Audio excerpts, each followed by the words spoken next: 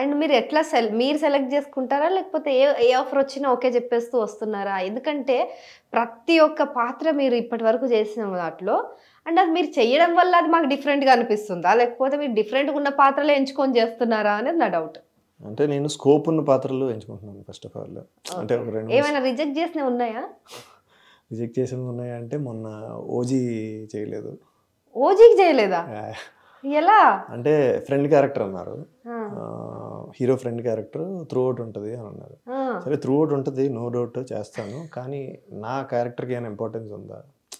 అంటే నా ఫ్యామిలీని ఏదో జరిగితే హీరో వచ్చి రివెంజ్ తీర్చుకోవడం, నా కోసం ఫైట్ చేయడం, లేకపోతే నేను ఏదైనా అంటే అలా కాదు అప్పుడు డైలాగ్స్ అయ్యి ఉన్నాయంటే అంటే అవన్నీ చెప్పలేము.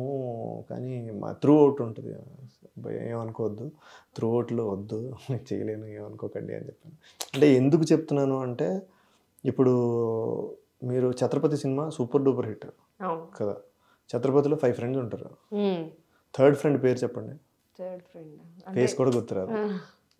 ఏమవుతుందంటే అజయ్ అన్న మీకు శేఖర్ అన్న గుర్తొస్తారు తప్ప ఇంకెవరు గుర్తురారు. అండ్ ఆ బాబు చనిపోయిన బాబు ఎందుకు అంటే ట్రావెలింగ్ విత్ హీరో పక్కనే ఉంటే హీరోని చూస్తారు తప్ప మనం ఎవరు చూడ ఫస్ట్. మనం ఏదైనా చేయిస్తే, మనం ఏదైనా మాట్లాడితే, మనం ఏమైనా మనకంటూ మన కథకి మనం ఏమైనా ఉపయోగపడుతుంది, మన పాత్ర ఏమైనా ఉపయోగపడుతుంది అనుకుంటే మనల్ని గుర్తుపడతారు తప్ప లేకపోతే you will go in to vain. So నేను అందుకు అలాంటివి నో చెప్పేస్తాను. సో అది మీకు థియేటర్స్ చేయడం వల్ల ఇది ఒక ప్లస్ పాయింట్ అనమాట. కథలో మీరు ఉన్నారా లేదా, స్క్రీన్ పైన మీరు ఉన్నారా లేదా అనేది మ్యాటర్ కాదు, కథలో మీరు ఉన్నారా లేదా అనేది. కథకి నేనేమో దోహదపడుతున్నాను. నాకు కూడా ఇది చెప్పింది ఏంటంటే అశోక్ సోల్మన్ గారే. వేరే సినిమా ఒకటి ఉంది సార్, ఇలా చిన్న క్యారెక్టర్ అడుగుతున్నారు చైనా వద్దా అంటే, వినయ్ చిన్నదా పెద్దదా మర్చిపో first thing.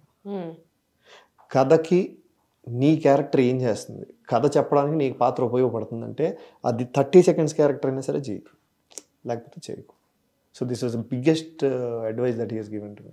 So I follow that. So వచ్చే పాత్రలు కూడా మీరు దాన్ని చేసిన పాత్రలకైతే డెఫినెట్గా 100% న్యాయం చేశారని మాకు అనిపిస్తుంది. అంటే మీరు సాటిస్ఫై అవ్వరు ఎలాగో మాకు తెలుసు, ఇంకా ఉంది, ఇంకా చేయాలి అనేది అది ఉంటుంది మీకు ఖచ్చితంగా. కాకపోతే ఇప్పటివరకు చేసిన పాత్రలన్నీ కూడా కళ్ళతో మాట్లాడడం, అదంటే మనకి ఆ త్రూ అవుట్ అంటే ఆ క్యారెక్టర్ ఇన్వాల్వ్ అయిపోవడం అంటే ఏదో నటిస్తున్నట్టుగా ఎక్కడ అనిపించదు.